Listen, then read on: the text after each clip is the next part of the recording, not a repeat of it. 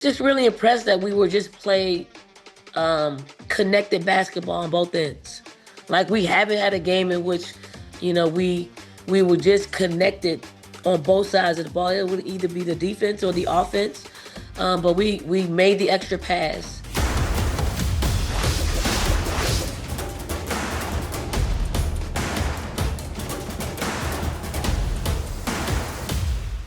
Welcome onto the sideline, everybody. Matt Dowell and Claire Foley coming to you remotely this week, this episode, because Claire and I are iced in. We could Yes. not make it to the CLA today for South Carolina Vanderbilt. But Claire, first of all, hope everyone is safe. Hope everyone is doing okay in the storm. Hope you are as well. I hate that we Yes. missed this game. We were both really bummed out, but safety first, and hope everyone is staying safe during this winter storm. But Claire. What a performance from the Gamecocks. This was the bounce back that I think we wanted to see from them. Yeah, exactly. They definitely needed a fast start, and you kind of saw that in just how fast they came out and how aggressive they came out. They mentioned on the broadcast that they were playing more deliberate and intentional, and you could see where their plays were going before it happened versus in their last game against Oklahoma. It was kind of chaotic, and you didn't know who was going to get a shot off, and it was probably going to be kind of a desperate shot, but really seeing them organized and focused right from tip off today. Absolutely. And I think with South Carolina, like you said, the cornerstone of South Carolina basketball is defense and Hmm. rebounding. And today, the offense flows when the defense is clicking. And right out the gate, you could see, like you were saying, that they were intentional on the defensive side of the ball. And that led to transition buckets, that led to better communication. It all starts on that end. Also, rebounding. The second quarter, when South Carolina was kind of letting Vandy get back into it, they lost that rebounding battle big time. But the Yeah. other three quarters, South Carolina dominated the boards and they won those three quarters easily. So I think Thursday was a wake-up call for South Carolina in a good way. And I think we saw them respond in the areas that we wanted to see them respond in because I'm going to be honest, Claire. I've been waiting all season long to see not just South Carolina get a big win. We've seen them get big wins this season, but I wanted to see them get a big win playing well. And today we saw that. Vanderbilt made a run towards the end of the half and in the third quarter, but they're a great team. You have to expect that. But I thought South Carolina even responded to that beautifully. I was just very happy to see the Gamecocks play a good game. And I think everyone ends this week. I think that the feelings were icky on Thursday, and I think Yeah. everyone leaves this game being like, okay, that was Gamecock basketball, and that's what everybody wanted to see. And not just like coming off of a loss that South Carolina needed this to happen now, but even this week, like how much of an advantage it is to them knowing that you had this loss followed by a huge win. And both of these games have to be taken into account when it comes to ranking. So, Yeah. Matt, I know that you are an AP voter. What does that mean to you for South Carolina and their placement? I was actually just talking to my wife about it. I was like, where do I put people this week? Even for Vanderbilt, I'm like, I don't really know if Vanderbilt should drop it all because it's their first loss. I know they lost badly, so do you take that into account? But for Mhm. South Carolina, they're definitely going to stay in the top four for me because they lost in overtime on the road to a ranked team and then respond with that with a blowout win over a top five team. I think they drop at least one spot because I think UCLA should move up to the two spot, UConn number one. It's just about Texas. Do you put Yeah. South Carolina at three, Texas four? Do you put Texas three, South Carolina four? Because what do you consider to be a better win loss? Because they both beaten each other. Texas lost to LSU. South Carolina lost to Oklahoma. So it's kind of neck and neck with that for me. I don't know at this point what I'm going to do yet. I'll do it all tonight, and I'll see how it all goes. But it'll be three or four, I think, how they fall. But yeah, I was thinking that too. I was like, it's been an interesting weekend. Vanderbilt beat Michigan this week, so there's Yeah. been a lot of results this week that really matter for the postseason. But Claire, what I also thought was great for South Carolina is that they did not shoot the ball well against Oklahoma. Mhm. It was rough shooting. Today, they shot exceptionally well. Tessa Yeah. Johnson, Tanaya Latson were on fire. Joyce Edwards, I thought, was passing the ball beautifully today. I know that's been a big criticism of her this season, and I think it maybe clicked a little bit today for South Carolina of okay, when we do these things well, we win basketball games.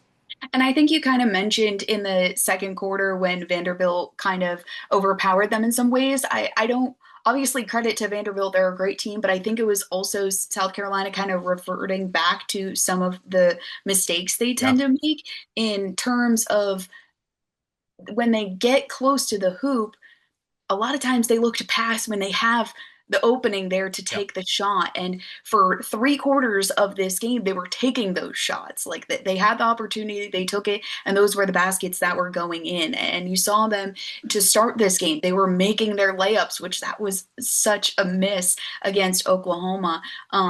So I think it's a confidence thing that Hmm. they were playing with confidence tonight, but I'm sure some of that came with kind of getting a fire lit under their butts a little bit. I heard on the Yeah. broadcast that Dawn Staley was very emphatic in shoot around today, even when they showed her on the sidelines during the game. She was into it. She wasn't happy, even though they were doing well in this game. It was more the premise of it, and I'm sure coming off that loss to Oklahoma. And she was really candid with us during the week leading Yeah. into this game and kind of called them out a little bit, especially in terms of their effort.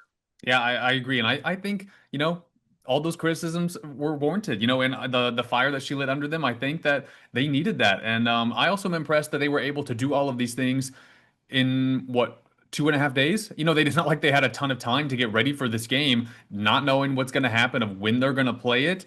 I thought That's what I South was going Carolina, to I'm say. Not impressed an with how they easy handled it. 2 days either.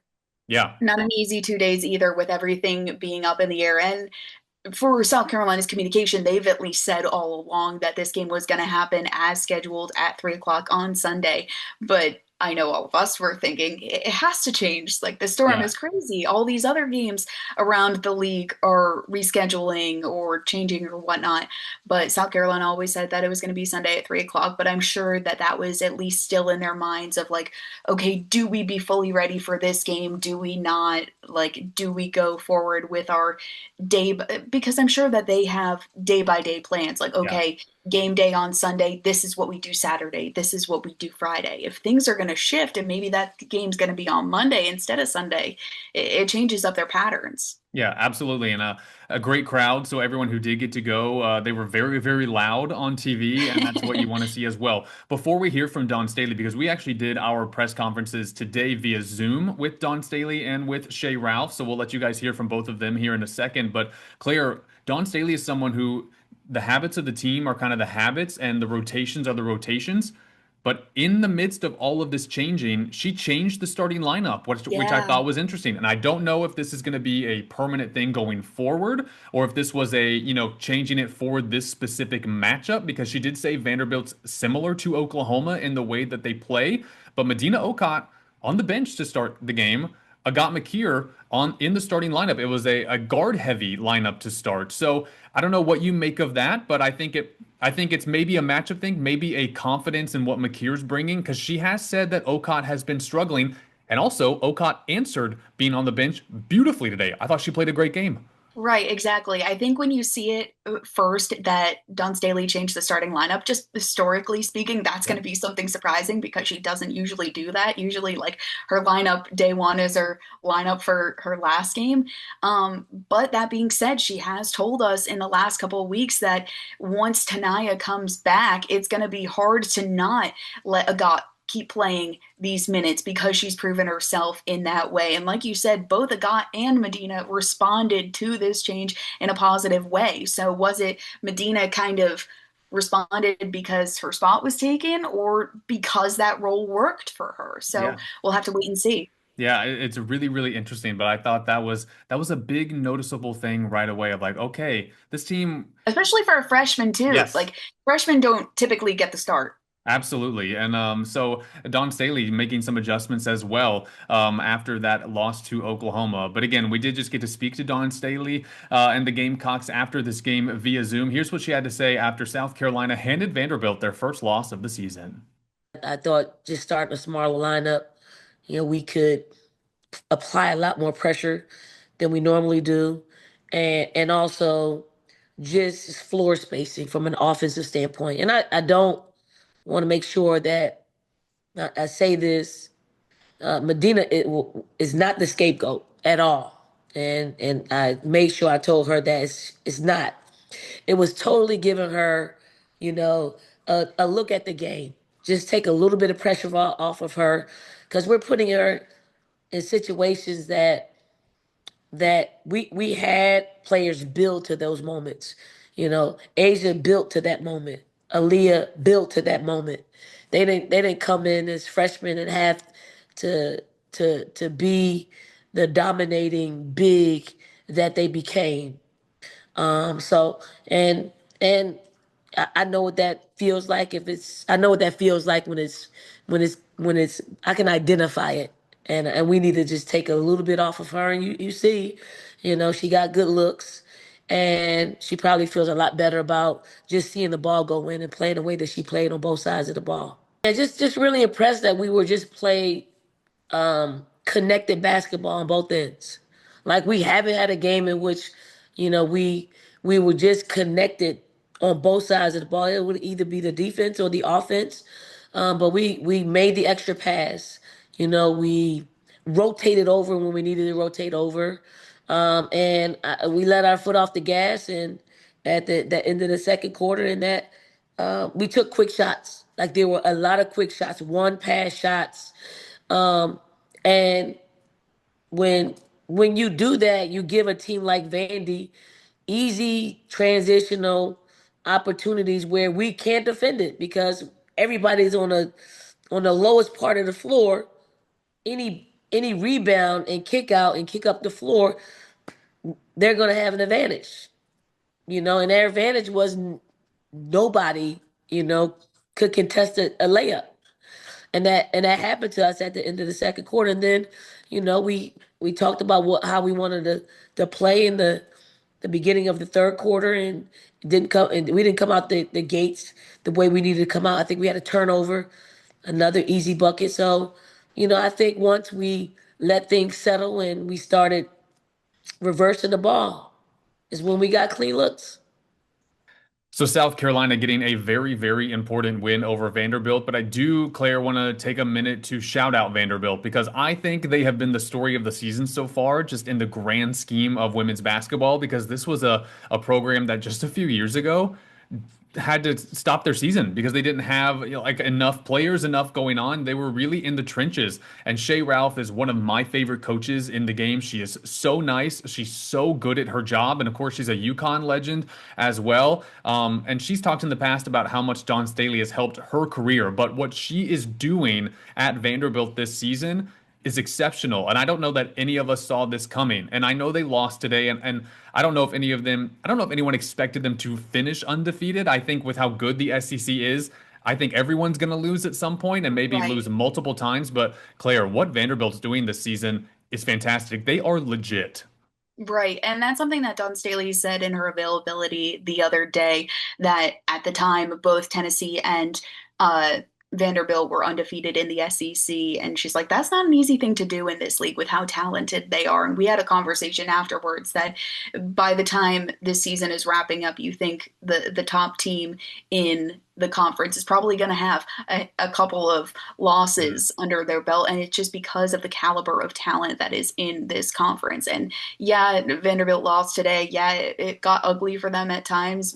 Big win margin for South Carolina, but I don't think this is the last of the Vanderbilt team. Like it's one loss, just like Dawn Staley said Yep. about her team the other day. It's not going to bring the roof down. It's not, the house isn't going to fall down because of one loss. Yeah, and Michaela Blake's one of the best players in the country. She's going to be a National Player of the Year candidate. But Claire, when you look at her shooting, she scored 23 in this game, 9 for 24 shooting. And I thought, Raven was actually in foul trouble in that first half. She only played 3 minutes in the first half. But Raven was on Michaela in the second half. And Raven did a good job, as she does time and time again, of really shutting Michaela down. And I think Mhm. that played a big part in South Carolina dominating that second half. Raven is so good at studying an opponent on Yeah. defense. And really, when you watch her play, you're able to see that in her eyes, especially watching these games in person down on the baseline. Like, you see the way defenders are locked in to every little movement that their opponent is making. And I think Raven is one of the best when it comes to studying her opponent defensively and executing on that game plan. Absolutely. Raven just always going to bring the defense, and it was just an exceptional game all the way around for South Carolina. But when we talk about this Vanderbilt team, this is their first loss of the season. It's a tough one they're going to learn lessons from. But they're still very much legit. They're contenders. Again, they beat Michigan earlier this week, a top 10 team as well. And we got to speak with Shea Ralph after this game. So here's what she had to say about what her team is doing this season, lessons learned from this first loss, and what she saw from the Gamecocks today. I think there's a lot that we can take. It was an incredible environment. Credit to South Carolina because I thought they played really well, maybe the best they played all season. They shot the ball really well. We turned the ball over 16 times, I think, in the first half, which is going to make it hard for us to win a game like that. But there just wasn't an answer today. And for us, there's a lot that we can take from it. I think that we have to take from it, but it also doesn't negate the fact that we've been really good up to this point. Um, but this is why you want to play games like this, on the road in an incredible environment. There's all kinds of things that we can't control that are happening right now, but the most important part to me is how we respond from it. We still were able, when we did what we were supposed to do, to get shots. So like they were good defensively, but I thought our defense sucked. So it wasn't like, I mean, what did we score? 74. We turned the ball over 20 times, and most of those were our fault. And they scored 100 points. So I would be a better equipped to answer for our defense. Our defense was bad today, awful. And, we can score. We'll be fine. We scored 74 points. We turned the ball over 20 times. Even if we turned it over 10 times and we scored on the other 10 possessions, we would have scored 100 points almost, right? So like, we can't just give people the ball, but we were still able to score. They didn't hold us scoreless. We just couldn't defend them. So you can't do both. You can't give them the ball and then not guard them. That is a recipe for absolute disaster, which happened today. So we've got to do a better job of both. But when you don't do either, it's going to be hard to win, especially against really good teams. South Carolina feeling good after this win over Vanderbilt. They will be at Auburn on Thursday. They'll be the heavy favorites in that game. Although Auburn, Claire, beat Alabama a couple weeks ago and played Oklahoma close today as well. So Oklahoma only won that game by 7. So Auburn, I think, seen as maybe one of the bottom teams of the conference, but I think better than maybe people think. So I think if anything that South Carolina's learned in the past few days, you cannot take anybody lightly. And I think they're going to bring this same energy from today on Thursday. And especially this time of year, right? Like teams are starting to gel, they're starting to find their chemistry. So kind of like what goes in the postseason, like what happened before doesn't matter. You're kind of reaching that part in the regular season where teams are starting to kick it into a new gear. And that's where South Carolina, hopefully today, this is them hitting that next gear, and they'll continue to step up as the season goes on. I've been waiting for the next year, Claire. I've been saying it over and over of like, all right, Yes. when are we going to see him take the next step? And I think today was that day, but now it's, can they keep this gear? Yes. Can they keep moving forward and pushing forward? What did they learn from this game and why they won so convincingly? But I think everyone is happy to leave this game if you're a Gamecock fan, being like, okay, that is South Carolina basketball, and that's what we've all been waiting for. But it's a big, big win for Don Staley and the Gamecocks, and a lot of basketball to be played, but they're going to be happy about this one going forward. Claire, anything else you want to add before we wrap up this episode of our show?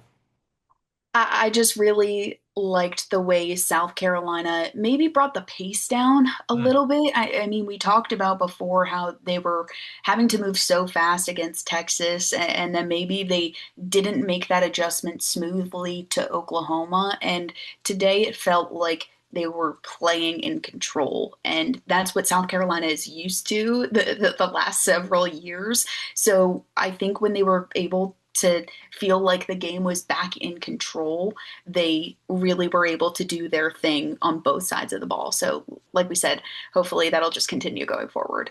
Good vibes in Columbia today, despite the winter storm. South I know, Carolina as getting ice is the pelting the window behind yeah, me. I know it did. Another wave just is coming through right now here in Columbia. So everyone, again, stay safe, stay warm during this winter storm. But South Carolina was on fire today in the midst of all of the winter weather. She is Claire Foley. I'm Matt Dowell. As always, make sure you guys like, subscribe, comment, follow on YouTube or wherever you listen to our podcast on Apple, Spotify, or Amazon Music. We'll be back on Thursday with another interview here on South Carolina Sideline. For now, though, she's Claire. I'm Matt. We'll see you next time here on the sideline.